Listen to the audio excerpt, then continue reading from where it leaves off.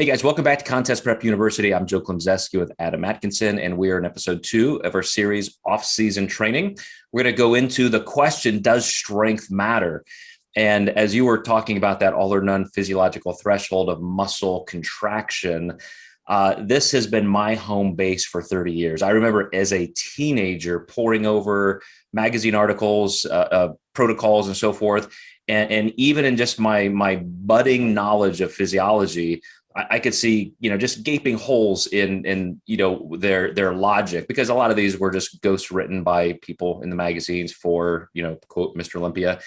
But, to me, especially going through the education that I did in physiology and biomechanics, that concept that every single muscle fiber will contract completely and fully or not at all, the motor unit phenomena, is important. And so now, Adam, we have to decide how we're going to do that. So just very, very quickly, if I'm doing I don't know, 150-pound curl, and I can only do that for like 2 reps, then the fast twitch muscle fiber is going to be exhausted. I'm going to completely use ATP and whatever, all of those motor units that can be recruited are being recruited until there's no more cellular energy, and then I just can't do anymore.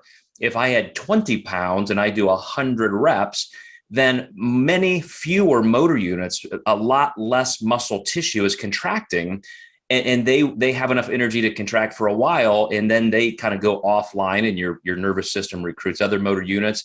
And so there's this, it's almost like tapping out. It's like a relay race, and you could ostensibly do that forever, but now you're doing a whole nother set of work in a different energy system, glycolytic and aerobic, instead of that ATP rich, fast twitch muscle fiber. So in your opinion and in your expertise, how much should a physique athlete focus on pure strength, at least in some part of their protocol?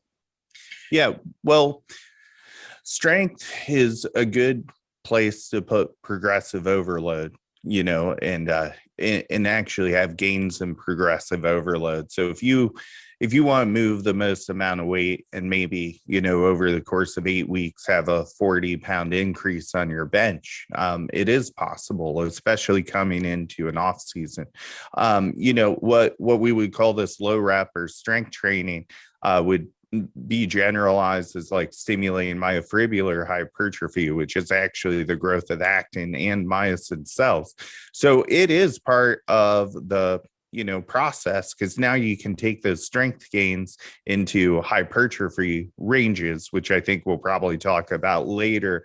But absolutely, I think that it's not damned if you can't do it, because I still have clients who can't squat heavy to this day, but we find a way to, find that overload and that strength without hurting their back, and just working around that. Maybe even some single leg exercises that are more difficult to do at maximal effort. Also, I should probably say, these reps are generally considered in the 1 to 5 range. There's a little bit of flexibility there, but generally 1 to 5 is going to be where you get that, strength training, where it's the slow twitch, then the intermediate, and then finally those fast twitch fibers after that. Mm-hmm. And again, I have to reiterate that we did a full series on a feature series on training. So to get deeper into the physiology, you guys should check that out. But one of the things you mentioned there, fast twitch muscle fiber, first of all, is the most hypertrophy prone. And so when you are doing strength or power work and you're good at it, I mean, you're safe, you know how to recruit the muscle tissue, your joints are in good positions, and you're getting what's called the greatest closed pack position efficiency of that joint and muscle tissue position, then absolutely that fast twitch muscle fiber does have the potential for the greatest hypertrophy. But then as you carry it over into, deeper rep ranges, now you simply can use more work for what we would call more hypertrophy training, like, 8 to 12 reps or even 20 in some muscle fiber situations. But yeah, I think there has to be a place, and you said it perfectly, that it still has to be safe. You're not going to do yourself any favor by being injured. But any final thoughts on just strength as a massive part of any program? I would say put your strength stuff, prioritize it first. You don't want to do a bunch of hypertrophy stuff and then, do a 5x5 squat when you're already exhausted, because you're going to be able to use less weight.